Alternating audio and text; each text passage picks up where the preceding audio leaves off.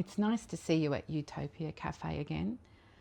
I hope that you're carving out a minute for yourself where you can just relax or pause, or maybe just tune into your body and see where it's at. Maybe take a couple of deep breaths and really stretch the diaphragm and those rib muscles, so that really you can ground yourself and give your mind permission to slow down. It doesn't have to categorize and make decisions at the moment. It's just 5 minutes, 10 minutes where you can listen to what's coming and see if it resounds or resonates with you, and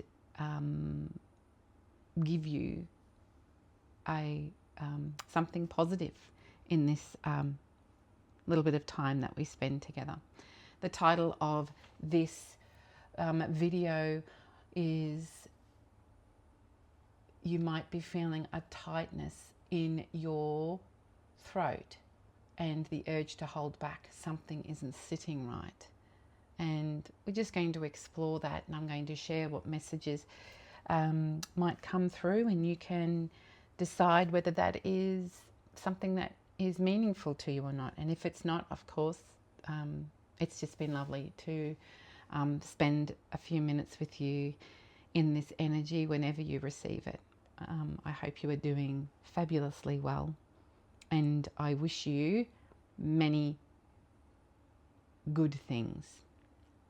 So the card deck that I'm using is the Shaman's Dream, or the Shaman's Dream Oracle by Alberto Villoldo and Colette Baron Reed. The card that I have pulled to reflect what we ask, the energy of what we're sitting in together, is the crossing initiation. I'll bring it closer to you so you can have a look.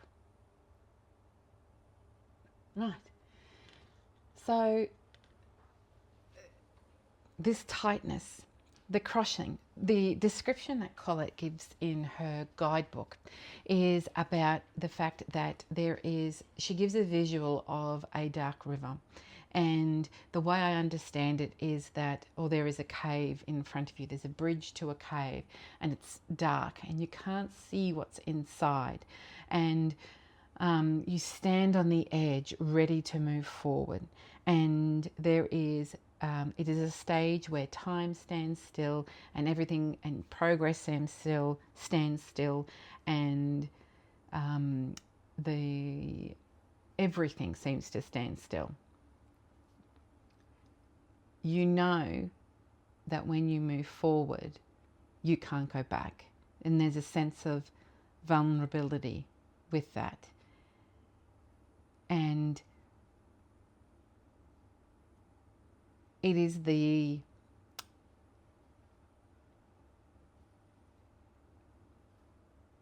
awareness of that moment that is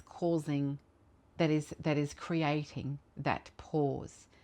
It's a, wow, I'm really here. I remember when I was getting married. It's something that I wanted to do. It was something I was looking forward to. It was a great step. But just before I was to walk down the aisle, and you have that moment where you're by yourself. And it could be, for me, it was my wedding, but it was also just before I was about to have my child as well. There is this pause of one door closing, one side of myself closing and another side of myself opening. And even though I knew that's what I wanted, there was this really sobering quality to it, that there was change just about to happen. And I use that as a metaphor to make a connection with this space now.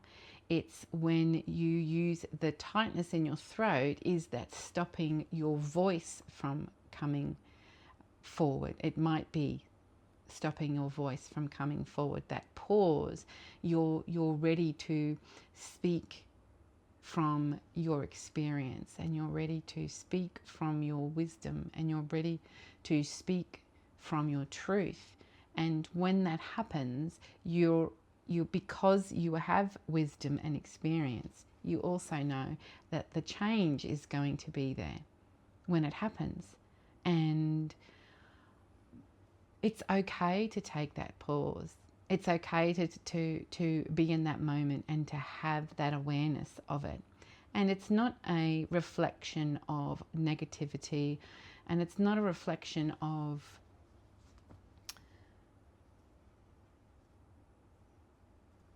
sadness necessarily.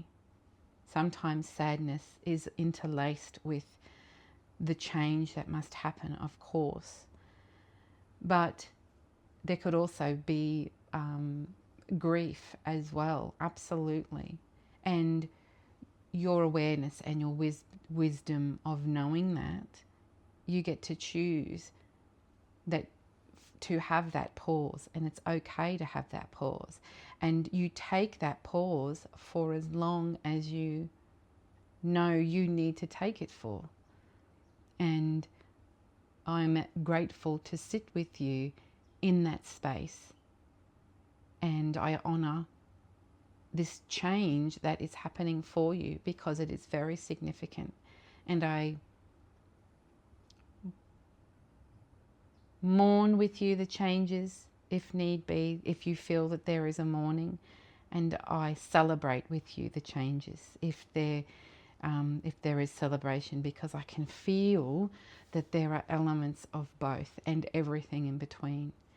And I pay much respect to that wisdom that sits within you, that knows that you need to pause, because you are creating something new for yourself, and you are living in a vulnerability that must come with the authenticity that you are living.